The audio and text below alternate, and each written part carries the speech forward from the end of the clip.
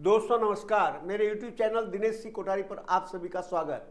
आज हम बात करने जा रहे हैं मीरा भाईंदर में पानी संकट को लेकर। मीरा भाईंदर महानगर पालिका एक प्रेस नोट जारी करती है जिसमें 4 जून को 12 बजे दोपहर से 5 जून को 12 बजे तक पानी की कटौती की जाएगी।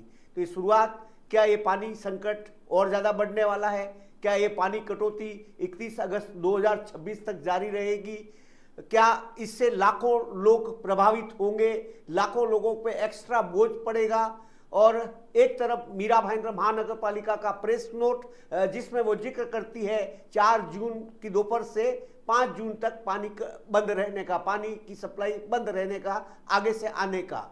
और एक तरफ जिक्र होता है मीरा भाईंदर विधायक नरेंद्र मेहता का वो लेटर जो वो मुख्यमंत्री देवेंद्र फडणवीस को लिखते हैं। इन सारे सवालों को और इन तथ्यों को जानने समझने के लिए हम आगे बढ़ते हैं। सबसे पहले आप इस प्रेस नोट को देख लीजिएगा।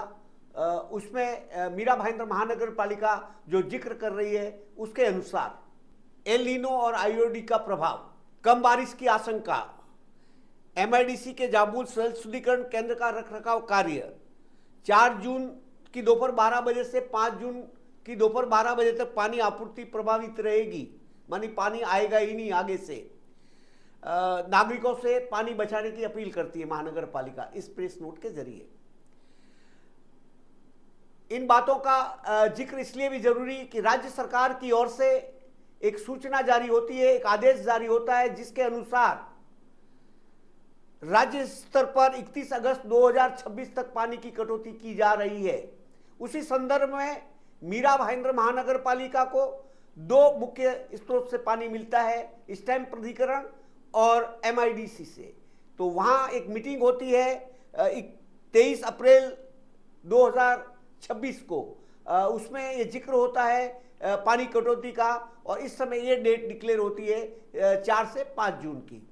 जब ये कटौती की जानकारी विधायक नरेंद्र मेहता तक आती है तो नरेंद्र मेहता एक लेटर लिखते हैं देवेंद्र फडणवीस को, और वो लेटर का डेट होता है 25/5/2026। 25 मई को वो एक लेटर लिखते हैं देवेंद्र फडणवीस को, और वो लेटर आप देख लीजिएगा। और उस लेटर में वो तमाम बातों का वो जिक्र करते हैं। मीरा भाईंदर की आबादी का जिक्र करते हैं, मीरा भाईंदर को इस हिसाब से जो 48 घंटा 50 घंटा तक पानी मिल रहा है उसका जिक्र होता है। आने वाले समय में मीरा भाईंदर की को बहुत ज़्यादा हालत पानी को लेकर तंग हो जाएगी, इसका वो जिक्र करते हैं। तमाम बातों का वो जिक्र करते हैं। तो नरेंद्र मेहता ने इस प्रस्तावित कटौती का विरोध किया है। वर्तमान आबादी का जिक्र करते हुए 14.50 लाख आबादी, और ऐसे भी एक एमएलडी पानी में 10 लाख लीटर पानी होता है, और एक आदमी की आवश्यकता जो प्रतिदिन की होती है औसतन 135 लीटर की होती है। तो 7,400 आदमी आराम से एक एमएलडी पानी में उनका गुजारा पानी का हो सकता है। इसमें पीने का भी आ गया, स्नान का भी आ गया, एक्स्ट्रा भी आ गया। तो इस हिसाब से मीरा भाईंदर की आबादी को ये पूरा है। लेकिन तकलीफ जब होती है जब पानी की कटौती होती है, क्योंकि मीरा भाईंदर को 2 स्रोत से पानी आता है। एक स्टैम्प से आता है 86 एमएलडी, और एक आता है एमआईडीसी से। एमआईडीसी जो पानी अपने को मिलता है मीरा भाईंदर महानगर पालिका को, वो 211 एमएलडी का, और 125 एमएलडी और 86 माफ कीजिएगा 125 एमएलडी मिलता है एमआईडीसी से, और 86 से मिलता है स्टैम्प प्राधिकरण से। लेकिन आज की तारीख में कटौती और ये सब का देखें तो एवरेज मीरा भाईंदर महानगर पालिका को 200 एमएलडी से भी कम पानी मिल रहा है। उसमें पानी लीकेज, पानी शॉर्टेज, पानी चोरी, और इतना लंबे से आने के कारण ये पानी उसमें भी कम मिलता है। और यही जो बात है, यही मेन जो मुद्दा है, यही पानी संकट का असली कारण भी है। अगर हम मीरा भाईंदर के इतिहास में जाएं तो मीरा भाईंदर का पानी का संकट का अपना एक इतिहास है, और इसके बारे में हमने एक पहले भी वीडियो बनाया था, उसका भी लिंक हम नीचे दे रहे हैं कमेंट में, वो भी ज़रूर देख लीजिएगा। और मीरा भाईंदर की आबादी की अगर बात करें और पानी का, आबादी और पानी का दोनों का साथ साथ में विवरण दें तो 1991 में मीरा भाईंदर का जो पानी का आपूर्ति था वो 36 MLD था और उस समय अपनी आबादी थी 1,75,000। मीरा भाईंदर महानगर पालिका की आबादी, उस समय महानगर पालिका नहीं था, उस समय नगर परिषद था और उस समय आबादी थी 1,75,000। उसके बाद अगर जिक्र करें 2001 का, जब 2002 में महानगर पालिका का जन्म होता है, उस समय तक हमको 86 MLD पानी मिलने लगता है और हमारी आबादी जो होती है मीरा भाईंदर की वो 5,20,000 के करीब होती है। वो 50 MLD पानी प्रफुल्ल पाटिल जी का, स्वर्गीय प्रफुल्ल पाटिल जी उस समय नगराध्यक्ष होते हैं, उनका मैं जिक्र जरूर करना चाहूँगा। उसके कार्यकाल में 50 MLD पानी थोक में हमको मिलता है और 86 MLD पानी मीरा भाईंदर को प्राप्त होने लगता है। उसके बाद 2011 मीरा भाईंदर की पॉपुलेशन 8,14,000 करीब हो जाती है और पानी हमारे को मिलता है 136 MLD। मतलब 2002 से 11-10 सालों में पानी सिर्फ 50 MLD यहाँ भी बढ़ता है। और 136 MLD के बाद 2024 तक जो आबादी जो मीरा भाईंदर की हो जाती है वो 13-14 लाख के करीब हो जाती है और मीरा भाईंदर को पानी मिलने लगता है 211 MLD, जो मुख्यमंत्री देवेंद्र फडणवीस जी के कार्यकाल में और नरेंद्र मेहता के विधायक रहते हुए बतौर 75 MLD का एक झटके में 75 MLD पानी बढ़ता है। ये मीरा भाईंदर महानगर पालिका की आबादी और पानी वितरण का एक चार्ट है जो दोनों को मिक्स करके बनाया जाए, उसको भी आप देख लें।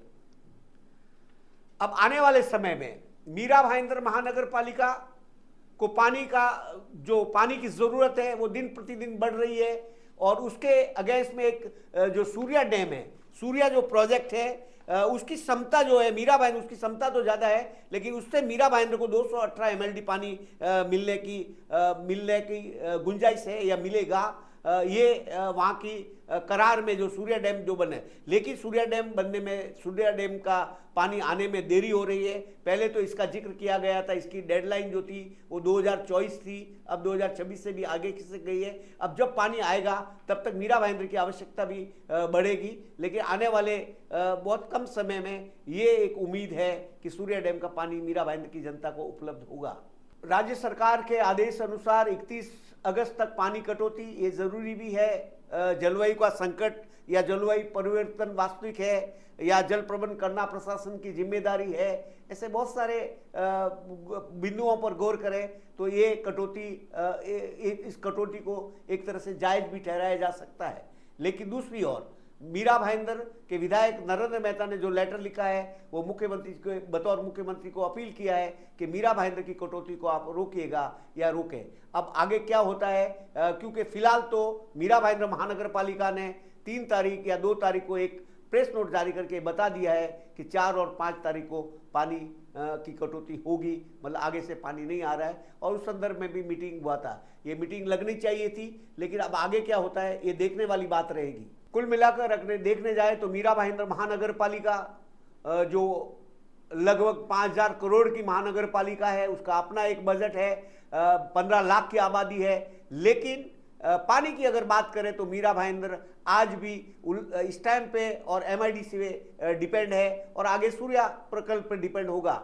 मीरा भाईंदर महानगर पालिका के अपना कोई ऐसा अभी तक ऐसा कोई संसाधन मीरा भाईंदर महानगर पालिका की ओर से बना नहीं है जिसको लेकर मीरा भाईंदर की जनता कुछ ज़्यादा उम्मीदें कर सके। और इतने लंबे से आने में पानी का लीकेज का भी समस्या एक बहुत बड़ा समस्या है, पानी चोरी का भी समस्या है, मीरा भाईंदर की पानी वितरण का भी एक समस्या है। इन सब बातों को लेकर समय समय पर कई सवाल उठे, लेकिन उसका दीर्घकालीन जो हल निकलना चाहिए वो मीरा भाईंदर महानगर पालिका की ओर से नहीं निकला। और मीरा भाईंदर की जनता को आज भी इस बात का इंतजार है कि मीरा भाईंदर महानगर पालिका इस बारे में अवश्य सोचे, क्योंकि पानी वितरण की व्यवस्था को लेकर भी कई सवाल उठते हैं। कई एरिया ऐसे हैं जहाँ 40-50 घंटे तक पानी नहीं आता और कई एरिया ऐसे हैं जहाँ 12-24 घंटे में पानी अवेलेबल हो जाता है। तो ये असमानता भी है, उस बारे में मीरा भाईंदर महानगर पालिका को सोचना चाहिए, पानी विभाग को। अगर समाधान की बात करें तो मीरा भाईंदर महानगर पालिका के पास समाधान के तौर पे फिलहाल सूर्या डैम ही नजर आता है। हर किसी की नज़र सूर्या डैम पे है, वो जितना जल्दी तैयार हो और उसका पानी आने के बाद जो इंटरनल व्यवस्था है मीरा भाईंदर महानगर पालिका की वो भी व्यवस्थित पानी पाइपलाइन वगैरह व्यवस्थित हो जाए और इसी पे पूरा सब मीरा भाईंदर महानगर पालिका का जो भी पानी पुरवठा विभाग है उसकी जो उम्मीदें हैं, आशा है, और मीरा भाईंदर जनता की जो आशा है इसी सूर्या प्रकल्प की ओर टिकी हुई है और सब चाहते हैं कि ये प्रकल्प जल्द से जल्द तैयार हो और इसको लेकर समय समय पर मीरा भाईंदर महानगर पालिका, चाहे महापौर हो, चाहे आयुक्त हो, चाहे उप महापौर हो, स्टैंडिंग कमेटी चेयरमैन हो या विधायक नरेंद्र मेहता हो, समय समय पर सूर्या प्रकल्प के दौरे भी किए हैं और उसका जिक्र भी वो समय समय मीडिया पे भी उठता रहा है। लेकिन फिलहाल वो शुरू होने की स्थिति में कुछ न कुछ समय उसमें ज़रूर लगेगा। मीरा भाईंदर में पानी कटौती का जो विषय है वो विषय प्रशासनिक आदेश के तौर पर भी ज़रूरी है, लेकिन जनता को जो तकलीफ हो रहा है वो भी वास्तविकता है और इस वास्तविकता की ओर मीरा भाईंदर महानगर पालिका को आगे बढ़ना चाहिए। जहाँ जहाँ जितना पानी का बचाव हो सकता है, संरक्षण हो सकता है, उस और भी ध्यान देना चाहिए और जो भी लिमिटेड पानी जो मिल रहा है उसका सही यूटिलाइजेशन होना चाहिए। इस पूरी स्टोरी को लेकर 10 सवाल उठ रहे हैं और 10 सवालों का जवाब ज़रूरी है। सवाल नंबर 1, क्या वास्तव में पानी का बड़ा संकट आने वाला है? एल नीनो का कितना प्रभाव होगा? शहर को रोज कितना पानी चाहिए और कितना मिल रहा है और वास्तव में मिलता कितना है? क्या पानी कटौती अंतिम विकल्प है? मीरा भाईंदर में कितना पानी चोरी होता है, कितना लीकेज होता है?